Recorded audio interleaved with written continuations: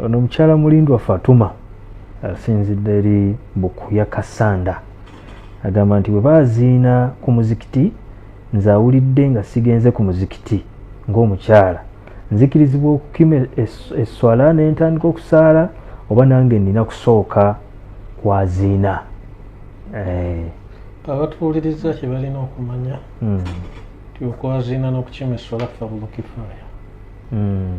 Farwa teeka lyakumaliriganira. Kikyetegeeza abamu bwe bakikola baba bamalidde abalala. Kati bwe baziina ku kyalo baba ku kyalo kyonna baba bamalidde. Oli ne bw'ataddamu kwaziina. Bw'ojja mu muzikiti nga oli wa ddembe okusaala obusaazi nga toyaziinye kubanga fardu kifaaya. Kati mal afdal kye kisinga obulungi bw'oba musajja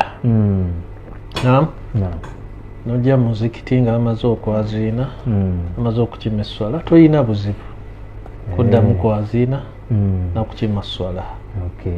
Naye tositula ddoboozi ofune obulungi bw'okukola ki bw'okwaziina n'okukima esswala.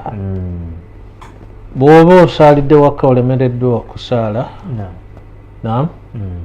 olemereddwa okusaala osaalidde waka mukyalo baziinye oli wa ddembe obutaddamu naye ekisinga obulungi bw'oba osadde wekka awaka oba osadde n'abantu bo kirungi oddemu okwaziina era okimena ki n'esswala. Bw'oba toyaziinye si kirungi iqaama okole ki ogireke bw'oba musajja.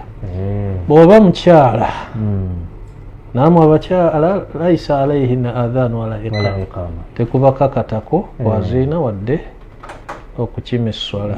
Ye ne bw'atandikira n'atandika obutandiisi ye talina buzibu omukyala. Naye ki ekisinga bwe baba nga bangi mu kitundu era bo bakuŋŋaana bukuŋŋaanyi ne bakola ki ne basaala kubanga Ibn Umar yagamba nti laisa ala nisa adhaanu wala iqaama biri mu Sunan al-Bayhaqi.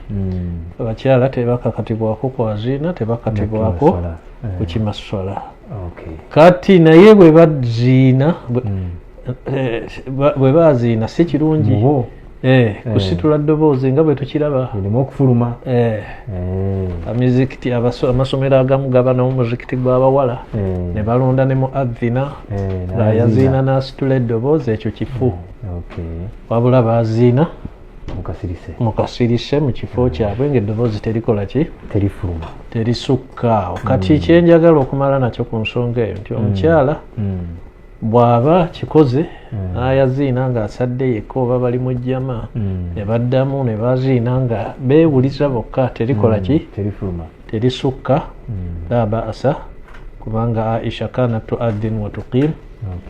Aisha yaziinanga ng'akima n'esswala wa ta'ummu ahla daariha ng'akulembera abantu b'omu nnyumba ye.